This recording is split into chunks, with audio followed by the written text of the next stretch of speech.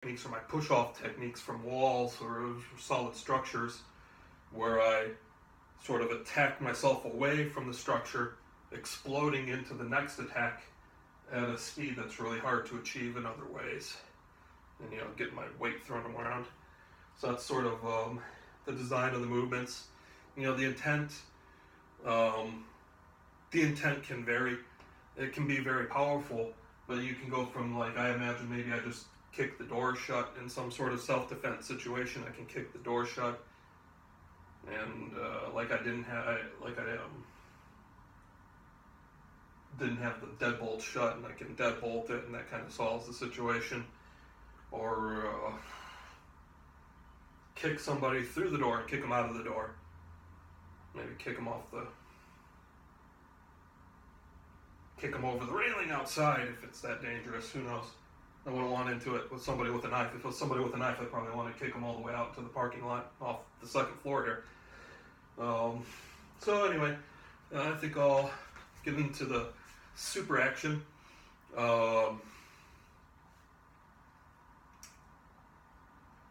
You have to take it easy. I'm a big guy. I'm over 300 pounds now. So there are thoughts about taking it easy on what you're working with, what you're training with. I didn't learn until I started studying with the Shaolin. At the Shaolin schools, I didn't learn about chanting "Don't break it." The monks would actually chant "Don't break it" at some of their students when they do like the harder moves, like slap a staff to the ground or something like that. So, let's see. I'm going to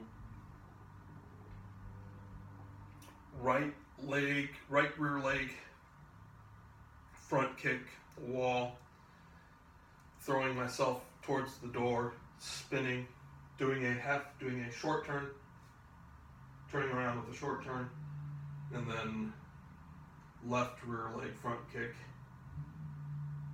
And I'm just going to stop at the door. I'm not actually going to try to kick through the door or anything. I'm just going to stop myself. I'm just kind of looking for the hop here. I'm looking to get into the super range where I kind of hop off the wall and land on the other wall.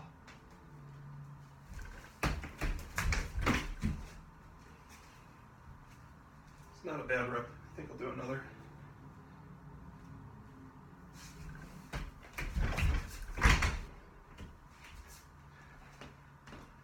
So as you can see, it's pretty effective. You can get going pretty fast. I could probably blow away the walls and stuff, or blow away the door or something if I wasn't careful doing these techniques. And hopefully if you ever have to use it, it wouldn't have to be anything worse than just kicking the door shut. So I've been working on my chisel hand. Chisels. You can do chisel hand. I call it chisel hand when you're using the whole hand as chisel. Like every chisel point you can make. Otherwise it's kind of like a chisel finger or a chisel joint, chisel knuckle. I still haven't worked out my appropriate martial way term yet. I've been at it seriously in the Shaolin style. Really sort of challenge you. The art says you'll progress in numbers of years, 5 years. After 5 years of this, you'll gain so much experience, and after 10 years of that, you should have chiseled some marks into what you're working with to train on. And I have a strange mind. They're talking about taking 5 years to put a chisel mark into a piece of wood, or 1 year to put a chisel mark into a piece of wood, and 10 years to chisel a mark into a sheet of metal. And I just kind of want to hit something once. I think it's the American in me, like just hit it once and put my chisel mark on it. So that's what I'm building to with my martial art. But I'm just trying to take their path to start out with and see how I can change it. So that's I guess it's the middle knuckle. You usually call this one the middle knuckle. Counting from the tip of the finger, it's the second knuckle. Second knuckle is the one you usually chisel with. It's appropriate to try to take a chisel line or angle, coming at an angle like a chisel when using it, instead of trying to stab like a knife or something. I have just recently taken a lesson in Sangha of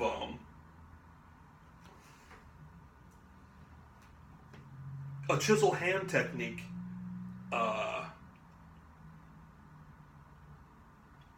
making figure eights I've learned a lot of weapons. Like with the weapon, you make your figure eight with the weapon. And you can't really do this with all your hand techniques. I haven't done it with my punching techniques and stuff like that. But I make the chisel hand, and I make a big figure eight. I start making figure eights with my chisel hand. And you can really tack on fast chisel knuckle attacks out of this figure eight chisel hand movement. And you can get going pretty fast with it. And it's good for both hands. You can go two hands at once. So I've been working through sets of chisel hand. And lastly, if you're actually thinking about trying to hit something, it hurts. Those nerves are right there. It's like 5 years. I got like 5 years of training, and it still hurts a lot using them. I've got a lot of other weapons that have calmed down after the training where it doesn't hurt as much to use them. They get used to being weapons. Okay, so next is the house lifts and movements. This is still Super Martial Way. I don't really like to discuss it as much, but it's super technique of earth style mythical kung fu is what I've seen. I don't know if everybody will have this, but for some reason I have past live stories and stuff I get into. I get chi explode, like chi will just flow out of me. I'll do mythical kung fu from time to time, out of my control. Like it's just something left over from a past life or something I'm trying to train into, but I'll just like slip and actually successfully do some mythical kung fu, and I won't understand how to do it exactly. It's just like one really great rep out of a million reps. And I hear the masters who have actually mastered some mythical kung fu and have some of the mythical powers just found themselves in the position of having to do 1,000 reps at a time to get one decent one in. So I think about things like that. Get onto the house lifts. I started out studying Bruce Lee's isometrics. I studied Bruce Lee's Jeet Kune Do thoroughly, read all his books and everything. So the isometrics are supposed to be flexing against something that doesn't move. Like you just put a flex, you flex your muscles and push really hard on something that doesn't move, and then you flex at max capacity or something close to that, and that's your rep is that flex when it doesn't move, and it's just kind of a flex. As I've studied it over the years and practiced it over the years, stuff moves for me. I'm gonna show you. I don't know if you can actually get to see the wall moving. I can't really get a slow shake of it, and I don't want to damage the house or anything. And I get a bit of a whoosh whoosh whoosh as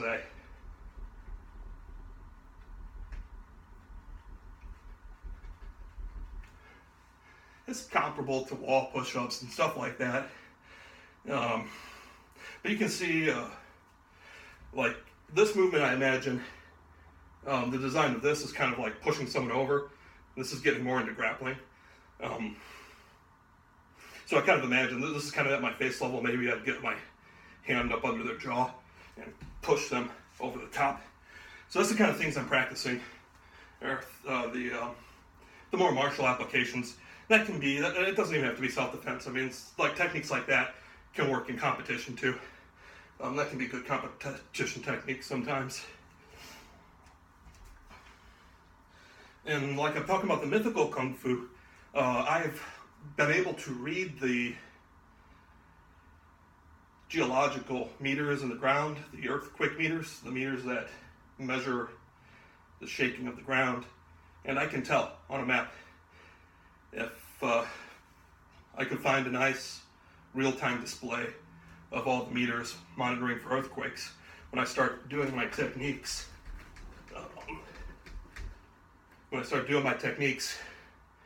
the meters notice. You can notice on meters.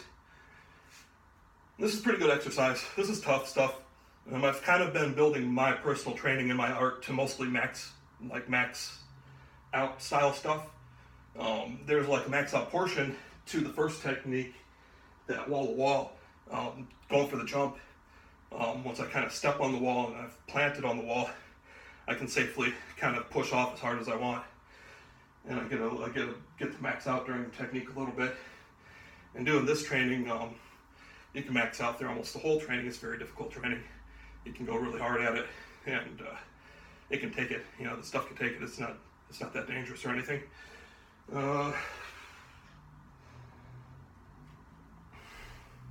Chisel hand's hard to max at. Chisel hand, you kind of max at your toughness, because I'm kind of talking about strength and power overall max. There's some speed to it, like the techniques I showed. You can try to max your speed on them. I did a little work like that. On to the last lesson, the last display, the last example is flying footwork. I'm going to display some of my flying footwork training. What I'm going to be doing is 2 moves, both in the air.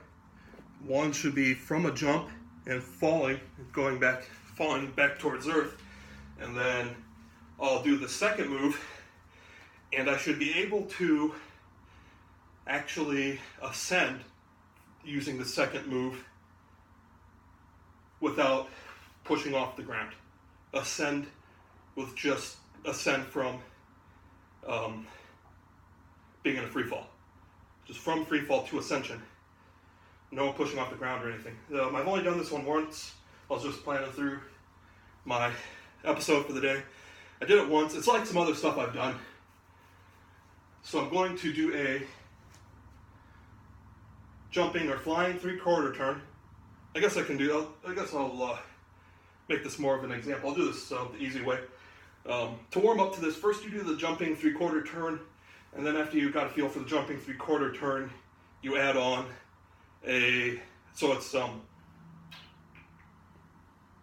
jumping 3/4 turn to the left, and then a half turn to the right, a stepping 1/4 turn, jumping 3/4 turn, and then a 1/4 turn.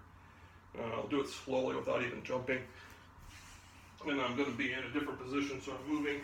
I'll wind up about here from the 3/4 turn. And then without even hitting the ground, I'll execute 1/4 turn. And the last time I did this technique, I executed the 1/4 turn. Well, first I was going down, and I have a special move where I kind of take a step. I take a special flying step, and my flying step worked, so I took my flying step and did my 1/4 turn, and instead of hitting the ground like I was almost about to do out of the first technique, I flew through the technique and landed softer than I should have if I didn't do any flying. Alright, on to the technique. First, some 3/4 turns.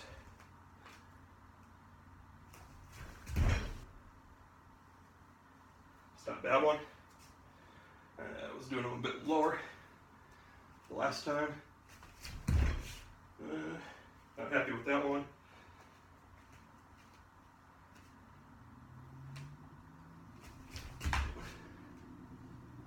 Alright, let's see what I can do by adding the flying movement. I kind of threw a kick in, but I did have a stall. I had a stall there where not a stall, I had an ascension. If you look at the kick, I got that kick off without hitting the ground, and I flew up. So, the intent of these movements is wide, but by design, it's just one small flying step at a time. So, I get faith that I can be a more mythical martial artist. I can even achieve flight when I can do a step or two of flying martial arts in a row and actually ascend without touching the ground. So there's one step of flying step. I'm not even going to try 2 steps of flying step right now. But the point is to do 1,000,000 steps of flying steps in a row and to fly where you're going. Thank you for watching. the All Martial Way Super Action Show.